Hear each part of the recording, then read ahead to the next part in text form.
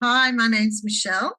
I'm with the collective alongside Quantum Brownie and 50 or so other admins from many different countries. Using the Telegram platform because of the non-censorship, we have over 500 chats and channels connecting those who are awake and in preparation for the newly awakened. We're all volunteers. We were drawn together by Source, God, Buddha, the universe, or whatever name you relate to. We learned about the QFS, the quantum financial system, and the transference of wealth from the seized assets from those who committed crimes against humanity in so many various ways. We learned that Lobster is a user-friendly wallet and a way to create the building block to store funds on the blockchain. We are now preparing projects for the rebuilding of our planet. We're having weekly live brainstorming sessions on Sunday nights on Zoom if you'd like to bring your thoughts and ideas along. We'd love to hear them. Everything that's made started with a thought. Your thoughts are valuable too. Basically, we've gone from a one-page spreadsheet on seized assets to purchase at ridiculously low prices to a worldwide community co-creating to prepare for after the event. Whenever we need another skill to move forward, the right person turns up. Hence, Glen Campbell, my guest today. Only yesterday, Ricardo Bosi talked in Sydney about leadership and all of the awakened being the new leaders. This proves to me once more the power of the collective consciousness, because here we are, ready to teach people about leadership with a whole new way of thinking. So welcome, Glen. How are you today? Oh, I'm doing great, Michelle. I haven't heard that intro before. That was fabulous. I loved it. I really, you know what? It just made me feel fabulous being a part of the collective. That's how I felt. Good reinforcement. That's great. Thank you. So, Glen, I'd like to share everyone a bit about you, your bio. So, Glen started his career with degrees in commerce, marketing, and psychology. He also has a master's in NLP, which is neuro-linguistic programming, and hypnotherapy, and a fourth Dan black belt in Zendo Kai karate. Over a period of 27 years, Glen was a director and chief executive of some of the world's best and brightest brand strategy and communications companies like Clemenza, BBDO, Saatchi & Saatchi, and Leo Burnett. In his work, Glen has lived in Australia, the US and Singapore, and regularly worked in China, Hong Kong, the UK, and throughout Europe. 15 years ago, he created breakthrough methods of personal and organizational brand identity discovery and realization. In the last several years, his focus has been coaching entrepreneurial leaders running small to medium enterprise. And the key focus is on empowering them through the discovery of their authentic higher self to create deeper connections, increased productivity, and 10 times in their results. Glen's unique and proven methods are paradisciplinary in nature. They comprise a harmonious fusion of his 30 years of extensive experience, the latest in leadership research, neuroscience, quantum physics, metaphysics, psychology and parapsychology, Eastern and Western philosophy and spirituality. Glen is considered a world-leading authority in empowering leaders to become the new breed of conscious leaders that will create a new and better world for themselves, their families, and every life they touch.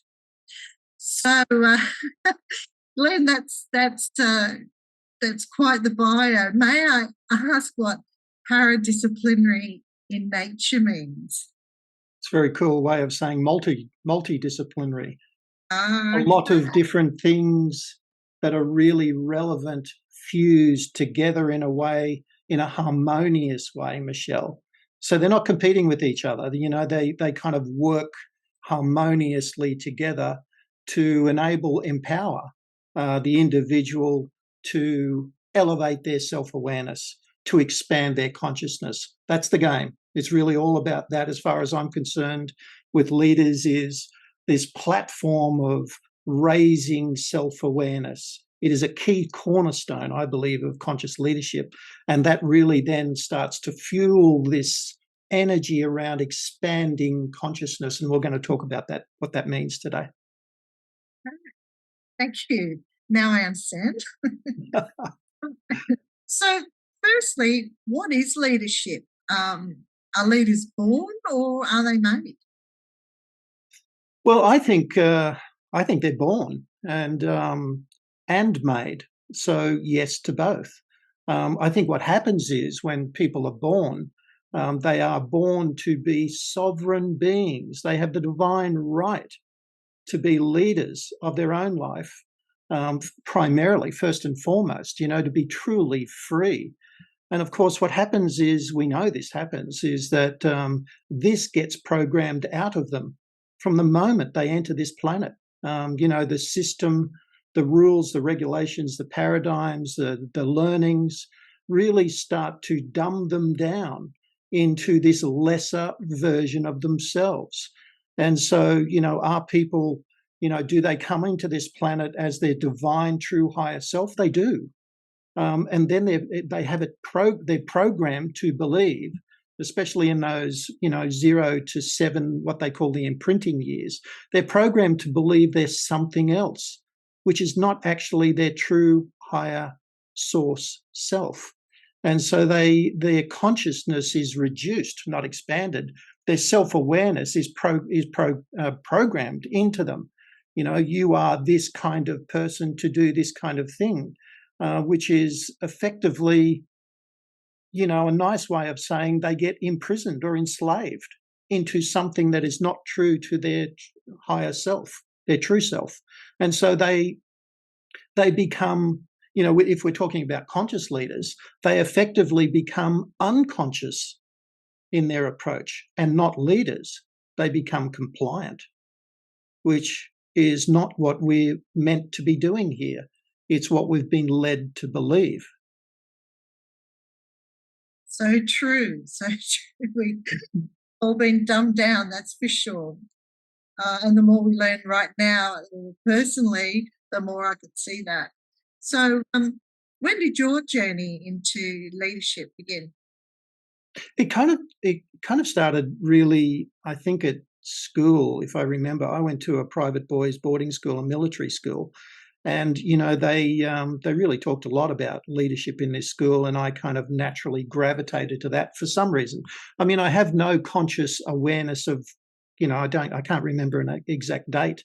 I just remember that whenever there was a leadership role up for the offing, I used to kind of step forward rather than step back. And so, you know, I was a leader of many of the sporting teams. We were pretty much a rugby school. And I was a member of, you know, I led the tennis team. I led many of the rugby teams that I played in. I was, you know, a cadet under officer. Probably an equivalent rank would be lieutenant or lieutenant, if you want to call it that, in the cadets, which was an army version of what happens at school. I was a school prefect, which was voted in by the collective, you know, so you'd have a lot of the guys in the same grade at school vote in 10 prefects, and I was voted in, and I kind of loved that role. And so it really all started there, but I think I was operating as a leader that was pretty much unconscious inside the rules, inside the system. So inside that system, I look back now and go, well, I was an unconscious leader that was a very compliant leader. And so was I a real leader? Probably not.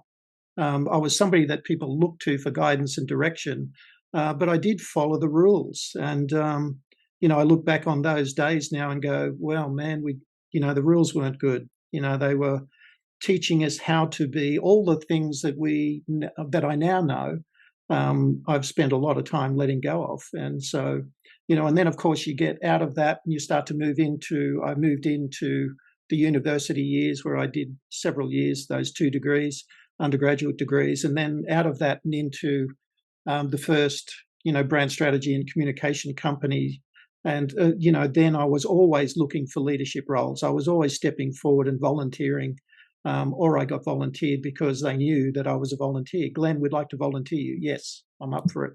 And so I kind of moved into those roles. And I think over time, I started to understand that, one of the biggest challenges, and this came from the martial arts stuff as well, where it really hit home to me, is this idea of self-awareness. Because in doing Zendo Kai for the 17 years that I actively trained in the dojos, I did a lot of reading. I was led by my sensei to do a lot of reading around Bushido and the way of the warrior, and all of that stuff. I did a massive amount of reading in philosophy, the Tao Te Ching, all the warrior stuff, Sun Tzu, The Art of War.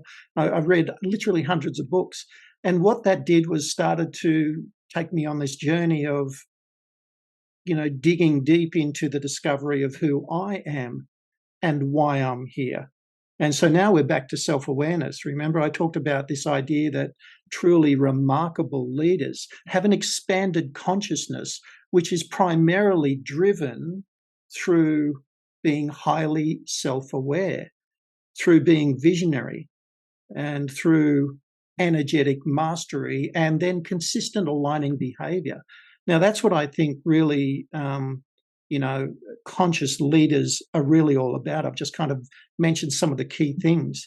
And really, the 2 big things, if I had to talk about it, is this idea of being visionary, which is a part of being self-aware. Knowing and understanding what your personal vision is, what your why is. Why am I here? Those 2 primordial questions that plague humanity from time immemorial. Who am I and why am I here?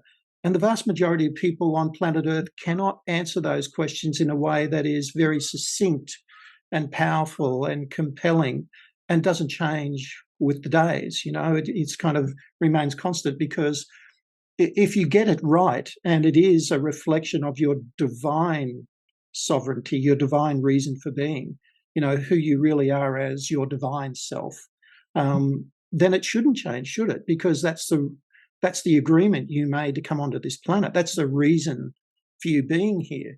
And the big challenge that humanity has is we have that beaten out of us. We have that programmed out of us not to do that, not to seek those answers that are not external in nature, that come from within. I mean, this is a process of self-discovery. You can't look outside for these answers. They don't come from external sources. It really is about going within. And it kind of reminds me of something Gandhi once said. He said, if you cannot go within, you will go without.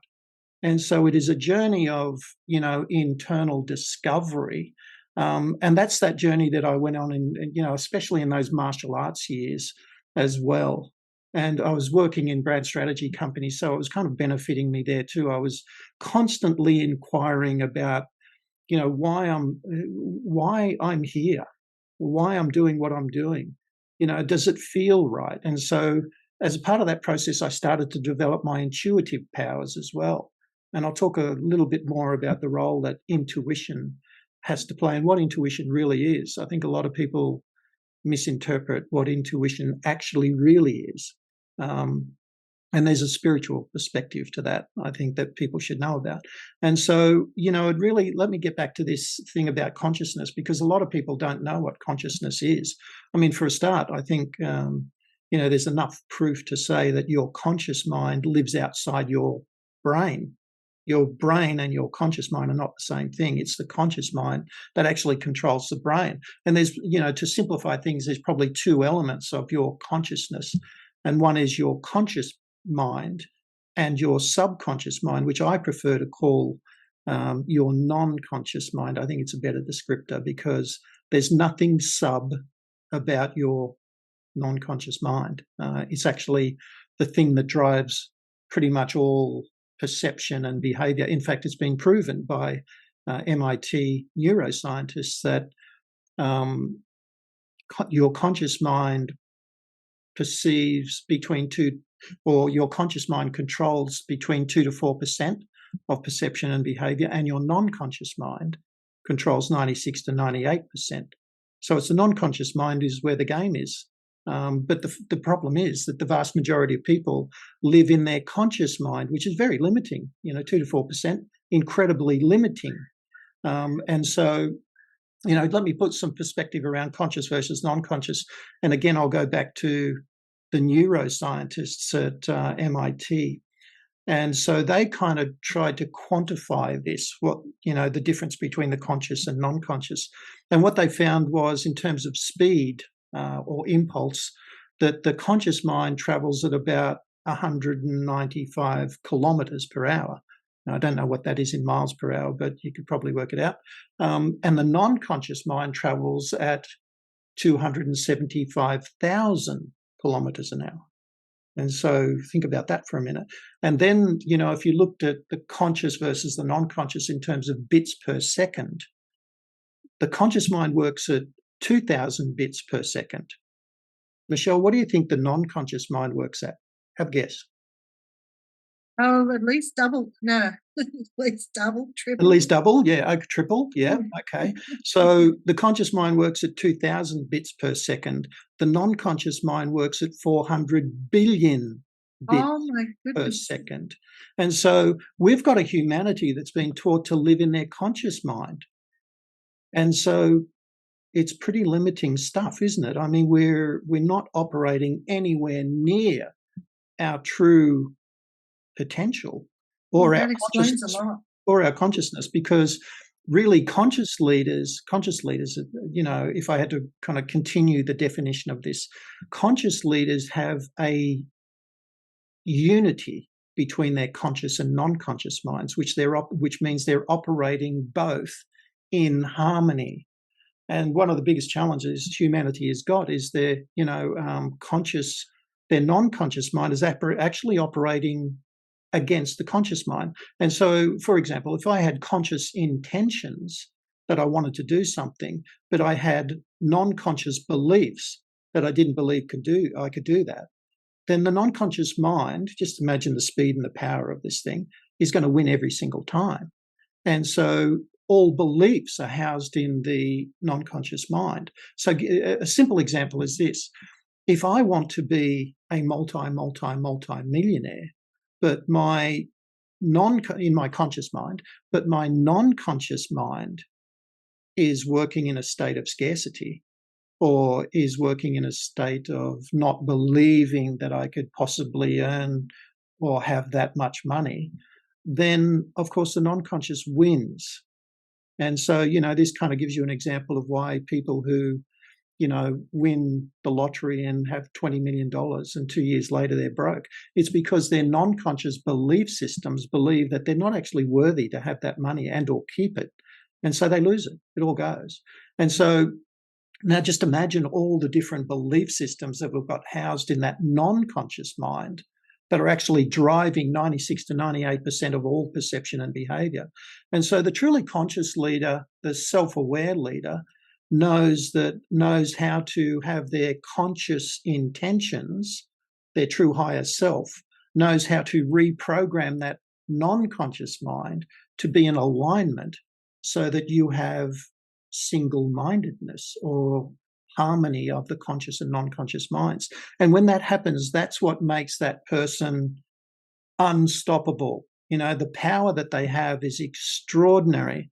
But the thing is, it's an incredibly rare thing. And this is the work that I do with leaders. I help them to get clarity and focus around their conscious intentions that are in alignment with their true higher self, and then to program that old, 101 operating system that doesn't service those beliefs in the non-conscious mind that don't service, that were imprinted there mostly from the ages of 0 to 7, the imprinting years, or through the negative narrative, that most people have, because the narrative the things that we're thinking most and saying most have a tendency to create the new beliefs, right? And so you've got the imprinting years and then the negative narrative that is designing and reinforcing negative beliefs. And so if we consciously want to do something, the non-conscious mind mostly will be working against us. And I'll just talk to you about something, I'll substantiate that with science in a minute. And so it's really all about getting clarity and focus around those conscious intentions, true higher self and potential, vision, purpose, and divine source identity, and then programming that into the non-conscious mind and overriding that old programming. And so why is that old programming constantly affecting people in a way that's not for their best interests? Well, when you read the works of guys like Dr. Joe Dispenza, he says that 95% of all our thoughts, which is really 50 to 70,000 thoughts a day, are a repeat of what we were thinking yesterday. And so we're kind of living Groundhog Day. We're living the same day pretty much every day. 95% of all thoughts are the same as we had yesterday. We're in this, we're on the hamster wheel. We're in this loop. We're imprisoned in this, constant dead thinking. And then there's another study that I read. In fact, there was 3 studies that all verified pretty much the same outcome, is that 75% of all your thoughts, 50 to 70,000 thoughts a day, are negative in nature. So think about this. 95% of the time I'm thinking the same as what I thought yesterday, of which 3/4 or 75% of it is negative. And so this is what is programming our non-conscious beliefs. And so we're kind of really against the 8 ball. And so to me, unless we break out of that. And so the work that I do with leaders is to help them to understand that, and then to help them to start to move out of that style of thinking, get clarity and focus around their true higher self, elevate their self-awareness and consciousness. I help them to discover their true higher vision and purpose and identity. I don't do it through a series of 5-point Likert scale questionnaires. I'll talk about that later as well, how imprisoning that stuff is. I actually have this talent. It's kind of my skill, my magic, is to draw it out of them because it's already in there. Every single person has it within them. And so I draw it out. And once we get that clear and focused, then it's about using specific tools and techniques to be able to get non-conscious mind alignment, to use primacy, to use energy, emotions, to override the old programming. And of course, that takes repetition, takes a bit of time, right? And that then starts to condition people to say, I'm not going to think like that anymore. I'm not going to continue to think that dead thinking. There's a big difference between dead thinking and live thinking. Dead thinking is I'm thinking the same things that I've always thought. 95% of the time. Live thinking is I'm tapped into a different source. I'm thinking different things. I'm thinking new things. I'm innovating. I'm creating. I'm using creativity and imagination now to meaningfully progress myself forward and progress forward those people I serve, because leaders serve. They're not servants. They serve. There's a big difference between the two. Leaders serve. And so, everybody thinks the old way of leadership, which is all around, the predominant leadership style, Michelle, is command and control. It is the least effective leadership style, but the predominant style. The most effective leadership style is visionary coaching based. And so what do visionary coaching based leaders do? They have clarity of vision personally and for their organization. And then they go in and they empower people to be their true higher self.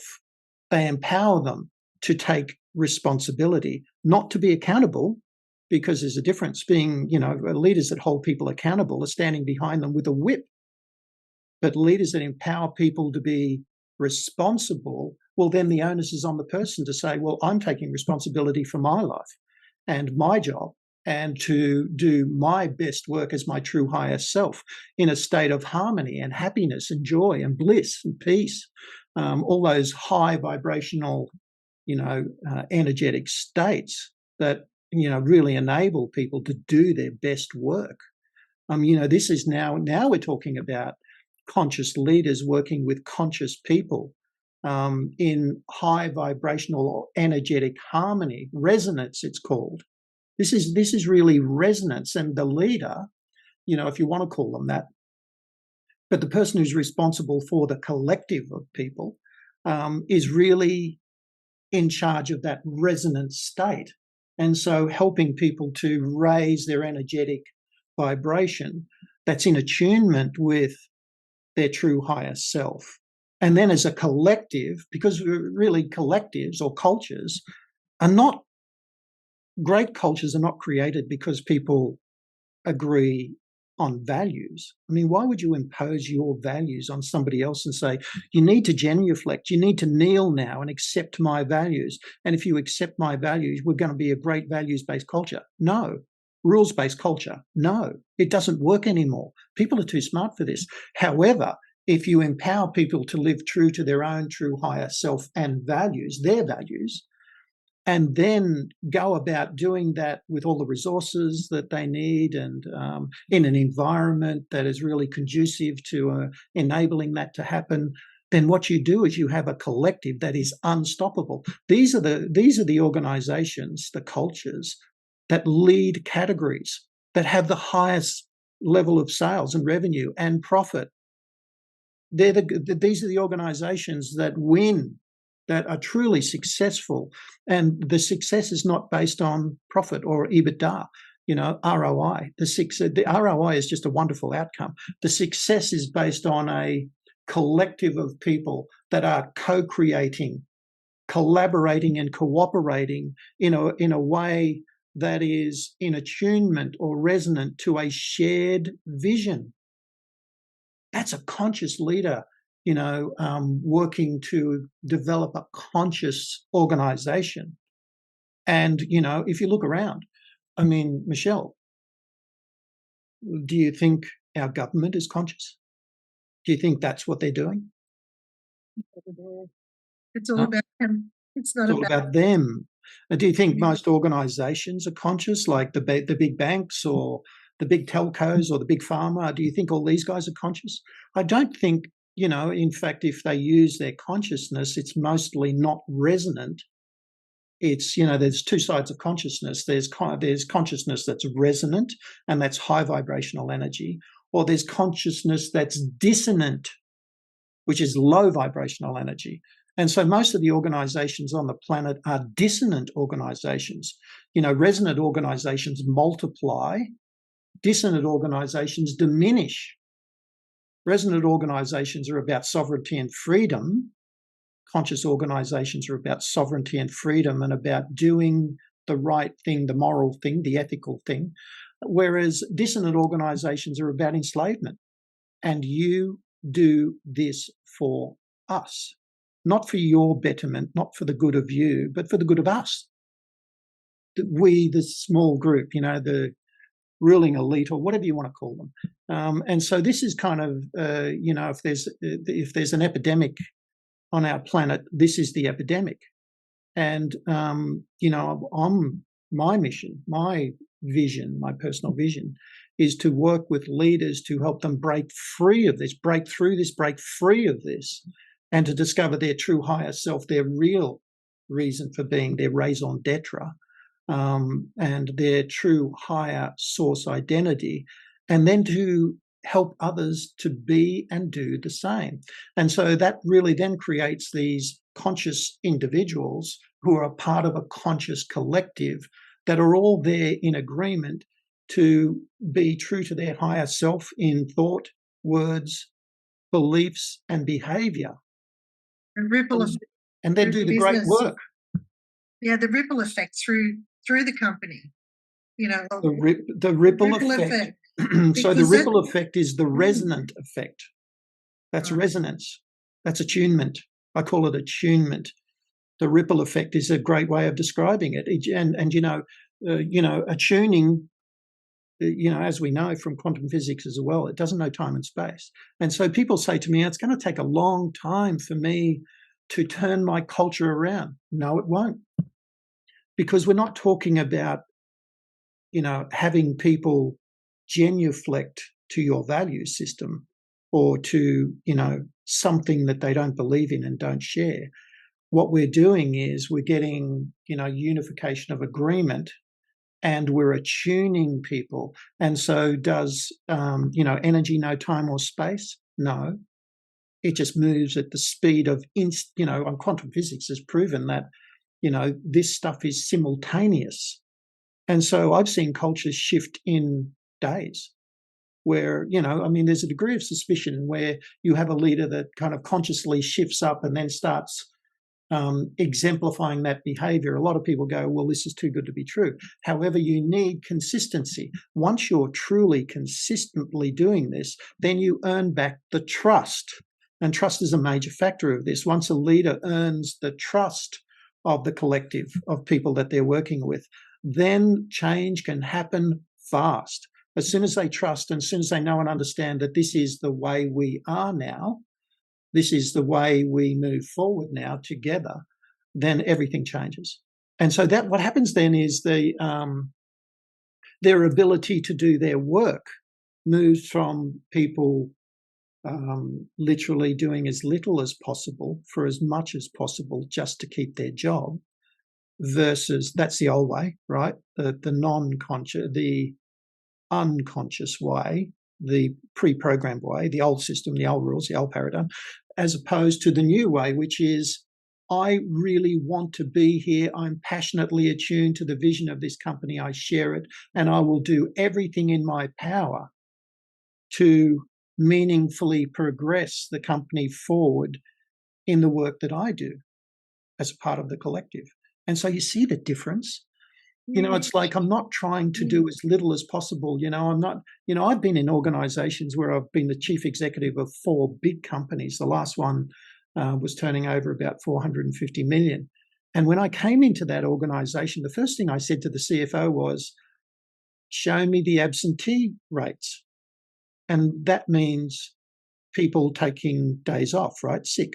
And then I said, and she said, oh, it's like 32% per annum. And I went, wow, that's really high. That just says to me, people don't want to be here. And the second thing I said was, what days are they taking off? Guess what days they're taking off, Michelle? Probably a Monday or a Friday. Monday and Friday. And so they want the long weekend because they don't want to be there. They don't like the place. They're in energetic disharmony. And so when they're in an energetic disharmony, they don't like the work. They don't like the place. And they're unhappy. So do you think they're going to do their best work? They're not. They're not going to do their best work. And they're going to find ways of getting out of everything they can. And so, this is verified by a study that was done by Expert Unity in the US. And this was before the pandemic. What they found was 87% of all leaders, and when I talk about leaders, I'm talking about anybody in a leadership role, including managers, executives, and so on. 87% of all those people were so unhappy in their current role that they were looking for another role somewhere else. But when they asked the question, what do you think you should go to? They provided an answer and said, I don't know. I'm really living in fear that I'll just change organizations and just get more of the same. And so they didn't really know what they wanted. They knew what they wanted to leave because they didn't like it, but they didn't know what they wanted to go to. Now, doesn't that say that people don't know what their own vision is, their own purpose, their own identity? They don't know. They're not aware of it. And so, but they were looking for a different lifestyle as well. The problem is they didn't know what to go to. And so therein lies, that's 87% of all people know what they don't want, but don't know what they do. And so this is a massive issue, right? And so just imagine, I speak to leaders all the time and I say, imagine right now, 87% of all your people are looking for another job. How do you feel about that? Is that acceptable to you? Well, of course, the answer is going to be no. How do I stop that? Okay, well, we need to work on you first.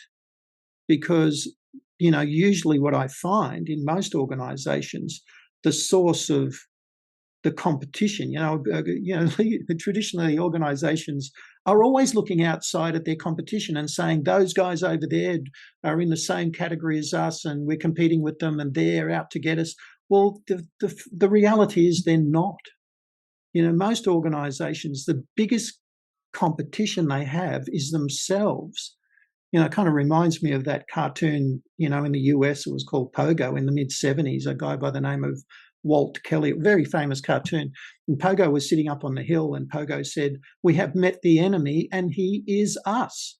And the vast majority of people, the enemy is not external in nature, it's themselves. The vast majority of organizations, the competition or the enemy is not external, it's internal.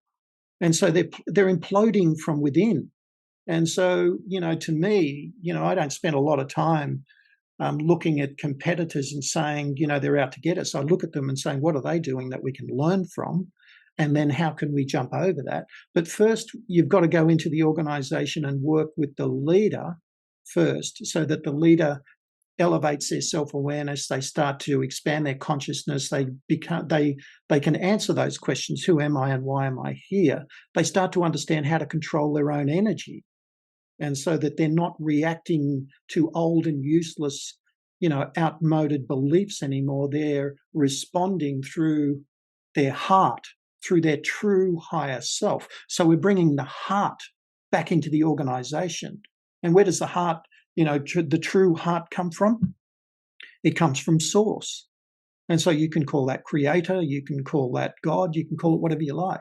And so that's where it comes from, this true higher nature that we're all born with, but we've been programmed out of. And so, this is really the game, for individuals who want to be leaders. And I would suggest you should be a leader. For a start, you should be leading your own life in a way that's highly conscious. And secondly, leaders of collectives or organizations should be doing this work as well, because this really is the key. It's the one thing that they should be doing before all others. That is primal, it's essential. And then what happens is once they're moving forward or meaningfully progressing in that way, that's this kind of conscious, non-conscious mind unification around their true higher self, magic happens. It's just the magic is unbelievable. And so, any alternative to that actually is just not acceptable, really. Wow. That's for sure. So, it's a lot to take in, isn't it? Well, it is, but it makes so much sense, Glenn. It starts at the top, doesn't it? When the person at the top, the leader, is a good leader and empowers the people, then the difference in all the way down to the hard workers on the front line, it shows there. Of working in aged care, for example, that it's crap coming all the way from the top, and you feel it on the front line there. You feel like every week they want more from you, but want to take working hours, reduce your working hours. And your resources, right? And so and your resources this is one of the things I found. I literally killed myself, moving through the ranks of the pyramid, and it is a pyramid, moving, but not a good pyramid like Giza or those pyramids. It's not an energetic, higher energetic vortex. It's actually work in the opposite way to that. And so I killed myself to get further and further and further up to, the highest level I could get to, which, in my case was the chief executive of, organizations, most of which were, a part of a, international conglomerate. And so, and when I got there, when I got that title, when I got through the endorphin rush of going, I'm the CEO, and I actually realized what was really confronting me, I constantly asked myself that question, did I really work so hard to get here for this? Because they have this thing called scope creep, right? and it's the JD scope creep. Well, the JD is your job description, right? Or what the description of what your responsibilities are. And what they do is when they find out that you're any good, they keep adding more and more and more to it, but they want you to do it in less time and with less resources. And if you complain, they use passive aggressive behavior, motivation through fear, really, to continue to motivate you and say, oh, well, Glenn, of course, you're not that hard to replace. And, if you continue complaining about this and saying that you're working too hard, well, we'll just find somebody else, and, we'll shift you out of this business, and, it's really going to affect your reputation. It's going to be on your CV. And when prospective employers call us, of course, we're going to have to tell them that you're too hard to get along with. You see how it works, right? I mean, this is the old system. And so, sure is. I found the only way to get out of that really was to get out. And so I did get out. But Michelle, I want to kind of help people to understand what the key elements of this conscious kind of energetic leadership really is. So I want to talk about self-awareness first. And that's really important. And we have talked about that quite a bit. And for me, this is the basis of everything. It's really the cornerstone, the foundation of everything. You want to build a really great house, you've got to have a really great foundation. And if you want to elevate your self-awareness and consciousness, if you want to elevate your consciousness, you've got to have a foundation of really strong self-awareness. Now, what is that? That is rediscovering who you really are and why you're here, your true reason for being, your vision, purpose, and unique higher source identity. That's what self-awareness really is.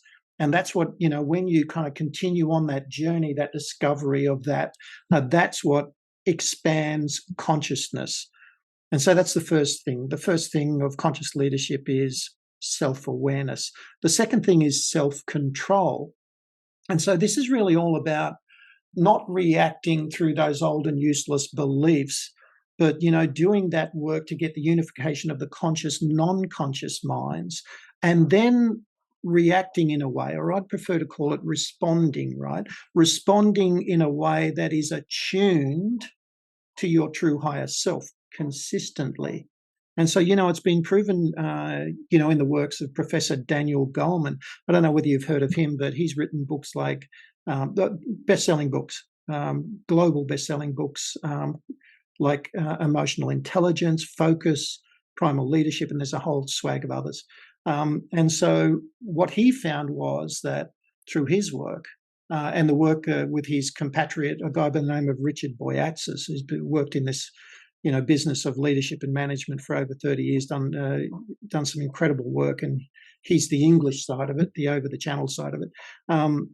What they found was that people actually really look to the behavior of the leader and feel the energy of the leader, the emotional state of the leader, or the energetic state of the leader, not so much what the leader says. And so actually on the scale of things, what the leader says is far less impactful and influential than the energy they're vibrating at and the behavior that they exhibit. And so great leaders, the most remarkable of all leaders, have consistent behaviors that are absolutely attuned with their true higher self. And so self-control is the second cornerstone of conscious leadership. The third is social awareness. And so this is really all about leaders that are in tune with a range of kind of emotional or energetic states that empower them to empathize with others. And so they truly can say, I get what you're feeling. I can feel what you're feeling. And they can do that intuitively. And so, they have a tendency to know and understand people a whole lot better. They know and understand situations. Have you ever been in a situation where you've walked into a room and you've gone, man, the room, the energy of the room, or the vibe of the room. People use that word a lot. Vibe just means vibration, right? The vibe of the room was so thick I could cut it with a knife, right? Yeah. And what you're really talking about is dense, low energy. It's not good energy. However, I'm sure, Michelle, you've walked into rooms where you've gone, man, I love this. This feels great. This is really feels the vibe of this room is really happy. It's joyful. It's people that are really having a good time. Well, those rooms just reflect the energy that's coming from usually the most influential person in the room. And that through the open loop limbic system is what's affecting everybody else. So the leader's energy brings up the energy of all the people in the room, which creates this sense of energy of the room. And so if the leader is command and control, the leader is, passive aggressive, the leader is motivating through fear, then you have this low, dense energy that people in the room, you walk into the room and everybody's got their head down, nobody's happy, and nobody really wants to be there. This is what, a great many leaders do. But when the leader, and it can change in an instant.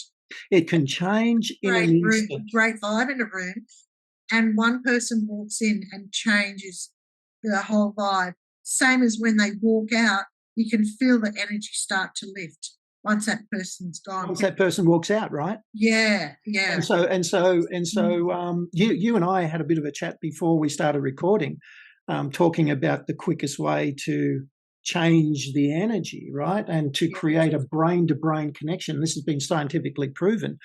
And the way to do that is through laughter. And so you want to change the mood of the room, use humor. Great leaders know how to use humor. Great leaders are storytellers, who create a narrative, a fresh narrative around the vision of the organization. But, the greatest of all leaders use humor. What's the Dalai Lama? He's famous for. I mean, he's the Dalai Lama. He's an extraordinary individual. He's very funny.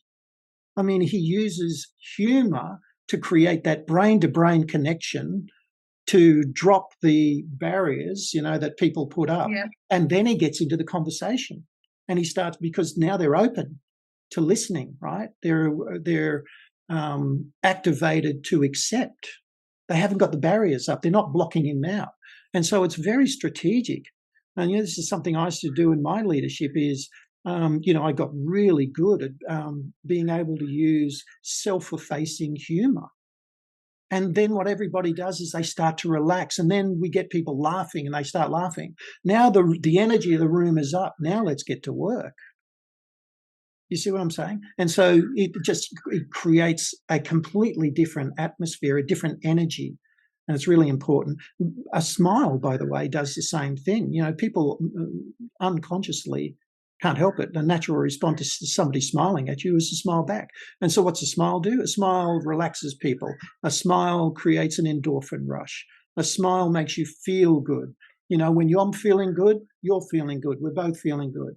Now let's move forward, right? And positive energy attracts positive energy.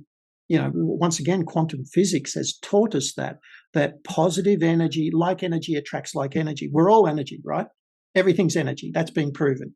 I'm energy, you're energy, the computer that we're looking at and through the desk, the chair I'm sitting on, the desk, it's all energy and all has a different vibrational signature.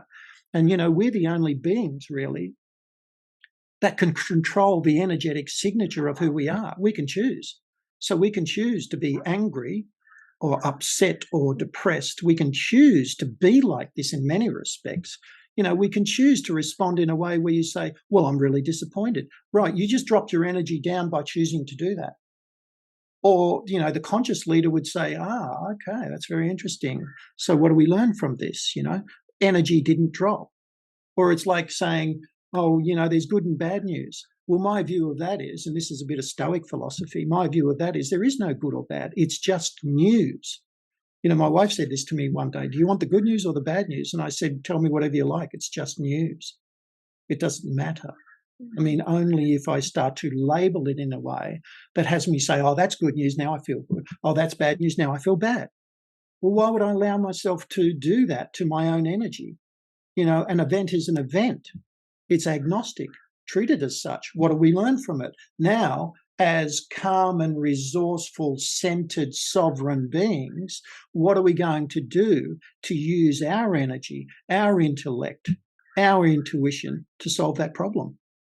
and to overcome it. And how can we do it together using creativity and imagination, not dead thinking, but live thinking? How can we do that together in harmony? And, you can draw on your non-conscious mind. Remember that resource that I was talking about, 400 billion bits per second. I use that all the time. I was saying to Brownie, Quantum Brownie, the other day, I solve most of my problems when I'm asleep using my non-conscious mind. And so why would I bother, with something that's working at 200 bits per second, trying to use the scientific method or critical thinking or whatever to solve a problem, when before I go to sleep, when I'm in that theta brainwave state of mind, just before I go into delta, before I go into sleep, I literally focus, get clarity around what the challenge is that I'm trying to overcome, and then allow my non-conscious mind to solve it for me at 400 billion bits per second. And normally what I do is, my non-conscious mind is so excited to give me the answer that it wakes me up at 3 o'clock in the morning. And so now all I'm trying to do is educate my non-conscious mind in the nicest possible way to wake me up at 5 when I normally wake up to do my meditations. Like at 5 o'clock, I wake up, there's the solution, you beauty. And that's live thinking, because the non-conscious mind, most people don't know this, don't think about it like this way. The non-conscious mind is actually connected to the field, the quantum field of all knowingness. And so the Akashic records, why wouldn't I utilize my non-conscious mind that's not only an incredible resource in its own right, but is drawing from the knowledge, the wisdom of the field, the quantum field. And so that's what gives me live thinking, right? I come up with answers that have never been, thought of before in the context of what I'm trying to achieve. And so I'm not repackaging dead thinking and think I'm smart doing that. I'm actually creating new solutions to old problems that will help me to meaningfully progress, consciously meaningfully progress. And imagine, being a leader of an organization and empowering all the people in the organization that work with you as your team, no up, no down, we're in this together as a collective, empowering them to do that. So you're going to teach us how to do that, Glen? Yes, absolutely. Excellent. It would be my pleasure. We did talk about some, like today being an introduction, and with going forward and covering all different topics to help everyone become conscious leaders. So can you give us an overview of, I know you've probably mentioned them, everything that you would like to teach us, but just let's say sort of a point form of what people well I think I would use learning. Well, imagine this. So rather than kind of give you a program synopsis, which old school, I'm not going to do. That would be just are you finished yet? No, it would be working around this idea of this fusion, these elements, right? And from a foundation of what constitutes the conscious leader. And so self-awareness, self-control, social awareness, social management, or social control. Remember, when I say social control, I don't mean I'm controlling people. It means that I am positively influencing people. Win-win, win-win. Yeah. That's what I meant by control. A lot of people get that word wrong. It's management. How can I influence you in a way that's win for you and win for me? And so those 4 cornerstones of conscious leadership are what I would use. And now, would I bring in things like quantum physics, this whole idea of energy? Crucial. Absolutely crucial part of it. Knowing and understanding who you are and why you're here, your true higher self, absolutely crucial. So being visionary. By the way, this idea of being visionary has been proven by Collins and Porras in their book Good to Great and also Built to Last, where they did this massive study of 1,000 or 1,100 organizations, and they found that visionary companies outperformed all others by a factor of 15 since 1926 on the stock exchange. Now, how do you get a visionary company? Well, you've got to have a visionary leader who is running a visionary company. So if you're not a visionary leader, if you can't sit there and tell me what your vision is in 6 to 8 words and say, that's me, I didn't make it up. It's not a business goal. It's not a, financial objective. It's none of those things. It's 6 to 8 words. That is my vision. And then what I've done is symbiotically, created a relationship between that and the vision of the organization. And that's what we're collectively pursuing. And so visionary, very important. Self-awareness, consciousness works around that. Energy, being a master of your energy. Remember what I said, mastering energy. You master energy, you master everything. Nikola Tesla taught us his stuff and we drummed him out. And now he's starting to make a comeback and people are starting to understand that, the secrets of the universe are in the vibration, in the energy, in the frequency. That was one of his quotes, right? And so, of course, what am I going to do? I'm going to teach leaders how to master energy. And the third thing is I'm going to teach leaders how to behave in a way that's consistent with that. If you're not behaving in a way that's consistent with who you are and what you promise, there's a massive, people work you out straight away. And what you do is they detach from you and you lose trust. Can't have that. And then there's energetic control, right? And so it's this thing we were talking about with resonance, this open loop limbic system where the leader can get people's vibrational energy up and coherent, resonant around that shared vision, which makes the organization energetically unstoppable, incredible. And so I'll be throwing in philosophy, spirituality into that mix as well. My experience as a leader over 30 years, running organizations, working with people, modern psychology, a bit of traditional physics, quantum physics, all of these things are kind of imbued into this, beautiful cake mix. It's going to be great to eat. It is, right? isn't it? I'm excited. Yeah. And so that's what really, we'll explore in the program. And, I'll invite people to come along the journey of self-discovery and so that they can be, I know that one of the reasons why I was really attracted to the collective is because the collective is all about sovereignty. The collective is all about, works, you've got the logo behind you, humanitarian works, we as a group can help to raise the vibration of people so that they can be sovereign beings as well. And then when they have influence over other people who may not be as awake or as aware, well, they can help those people to raise up as well. I mean, this is what we need to do for humanity, right?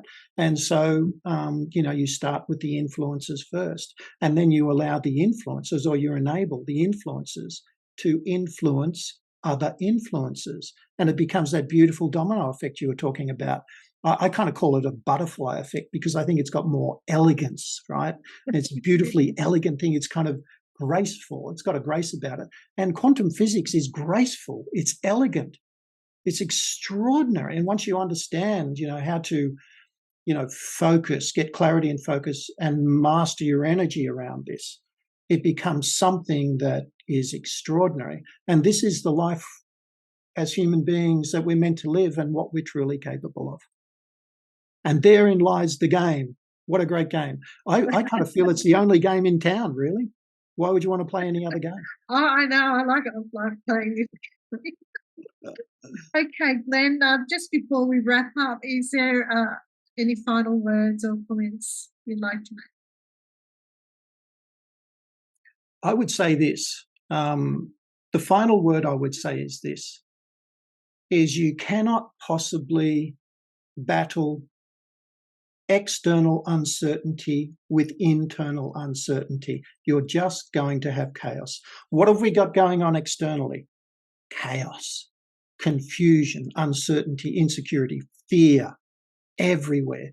And so trying to find answers from an environment that is full of disinformation, misinformation, deception is not going to help us to awaken. We've got to go within.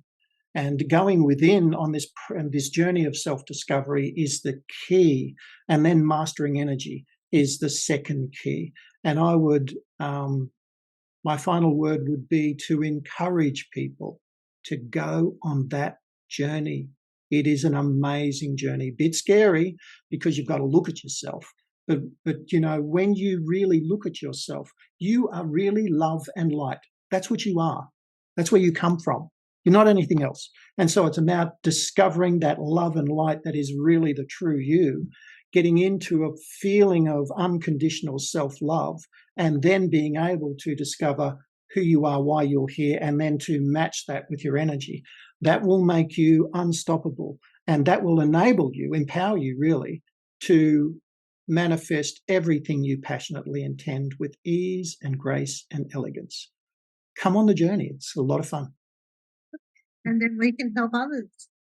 And we can help as many as possible. Yeah, for sure. Well, thank you so much. It was just thank you for sharing your wealth of knowledge and for what you are going to share in the future.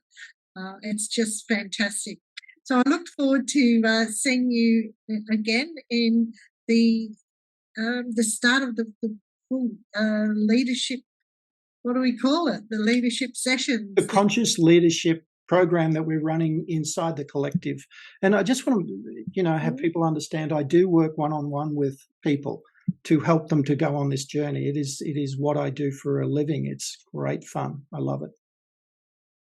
Very rewarding, I'd imagine. Can't imagine it.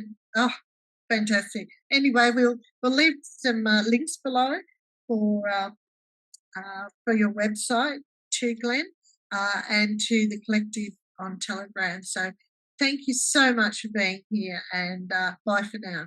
It's been a delight. Thank you, Michelle.